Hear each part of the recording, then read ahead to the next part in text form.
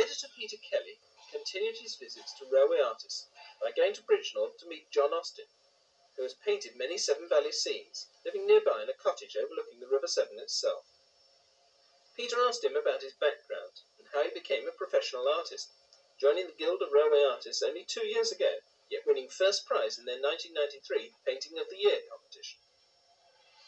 I've been working in lighting for many years, lighting design, and then decided it seemed like a good idea to have a bash at running a pub. I had a go at that, found it a bit tedious, and so I found on my days off I was spending them over here in Bridgnorth, watching their trains and having a drink up at the Railwaymen's Arms. So I decided to pack up the pub trade, and I was sort of free to have a fresh start. And so I wanted to start painting again, and so the ideal thing seemed to be to move to the Severn Valley Railway, where we've got 30 odd locomotives running. And so I started painting and spending some time up at the railway, and that was the beginning of it, really. I did a couple of paintings just for fun, and one or two people up at the railway took an interest in them, started to criticise them because all the bits were in the wrong place and they were running in reverse. So then I realised that it was necessary to learn about them and find out how they actually worked.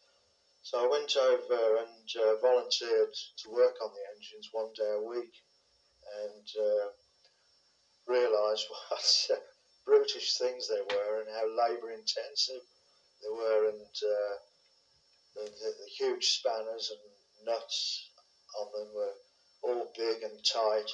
I remember one job I had was to take the dome cover off the 75069, and I think I spent about 3 hours wrestling with spanners and bars, trying to undo the bolts on the dome cover, and then learned that if you put some heat on them with a acetylene torch, they come off quite easily, and realised there's lots and lots to learn about them.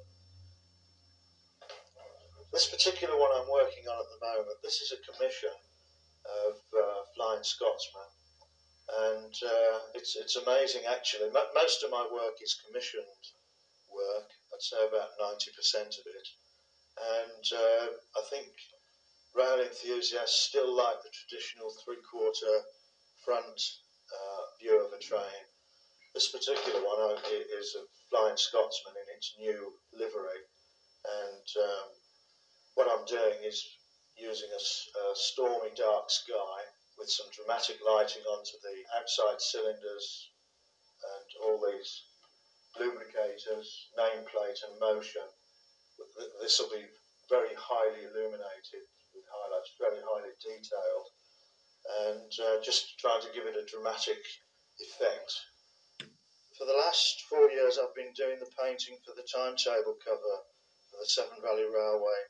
It's got left again till the very last minute, and had about 10 days to produce the picture and get it to the photographers to get a transparency of it. Particular problem with that painting, it needs to be 2 paintings in one to cover the front cover and the back cover, and also it's a very long, narrow frontage, so that presents a problem in itself. Also, I like to get into positions where a photographer can't get. The Severn Valley Railway, I mean, it accounts for millions and millions of films each year, photographers snapping away, and so to try and come up with something a little bit different is always a bit of a headache. I was approached by a gentleman in the Railwaymen's Arms where he'd seen some of my pictures hanging, and it reminded him of his great-grandfather, who was an engine driver down at Swansea, and it was at the time when locomen kept their own engine and looked after it, and he wanted a picture of it with his great-grandfather at the controls, but we gave it sort of fictitious location. I don't think it ever ran through Bridgnorth, so he wanted it as sort of a ghostly appearance, so the obvious choice was a wintry evening with the moon coming out and dramatic lighting to give it this ghostly appearance.